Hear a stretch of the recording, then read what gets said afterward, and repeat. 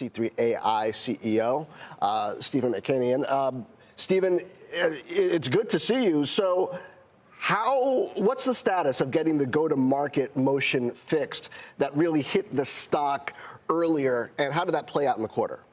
Yeah, I would say it was a solid quarter with a disciplined execution across sales and go-to-market. What we really saw was acceleration in our federal business.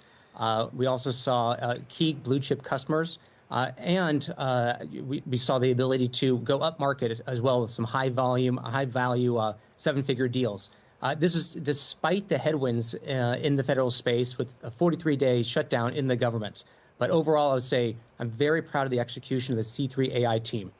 Stephen Ehikian, I apologize. So what are you seeing demand-wise in industries right now, particularly when it comes to some of those crucial areas like defense? Yeah, I have been in back-to-back meetings for the last 90 days with companies, customers, prospects, partners, and a consistent theme is a desire to go faster adopting enterprise AI. And this is across their critical operations. I've seen this across asset maintenance, supply chain optimization, demand forecasting, and we're really applying this across the federal government, Department of War, and civilian, but also key verticals in energy, healthcare, manufacturing, and key commercial sectors. But a lot of reasons why I joined C3 coming from the federal government is a lot of the focus within federal government right now is to buy commercial off-the-shelf solutions and as well as to focus on adopting AI. C3 does that today. This is the product, this is our core capabilities, and we're built for this moment. This non-GAAP gross margin at 54% is going to raise a few eyebrows. Does that have to do with product mix? Why a bit lower than the street was looking for? We're investing in innovation right now. The market, what I'm seeing from our customers and our partners, there's a dramatic pull. So I'm investing in innovation and our go-to-market motion. We are looking at our operating cost structure, but again, what I'm seeing from our customers is they pull to go faster, and that's where we're investing. So does that mean hiring? We're hiring and we're building. Building, how should investors factor in the time to the payoff in that building? What kind of building are you doing?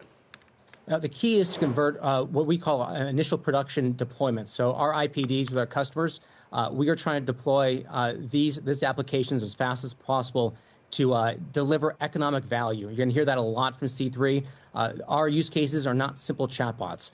We're literally affecting core operations across some of the largest companies in the world and the federal government. This is from the Air Force to how they maintain their fleet, to Shell, to how they maintain their assets across valves and compressors. So our goal is to actually get our products live as fast as possible to demonstrate economic value. Because when we convert, there's examples like GSK. They went from demand forecasting of vaccines to now we're rolling out across production throughout their R&D, manufacturing, and operation lines. Any bump from the government reopening, or given that you didn't have much trouble with federal during the quarter, is it just steady as she goes? We should be accelerating and getting the federal space. I'm very excited for the opportunity. Again, there's a huge push to move away from highly bespoke government-built solutions to what they call COTS, commercial off-the-shelf solutions. And we're seeing this across the Department of War. We saw expansions in the Army, Navy, Marine Corps, and the civilian side, like Department of Health and Human Services.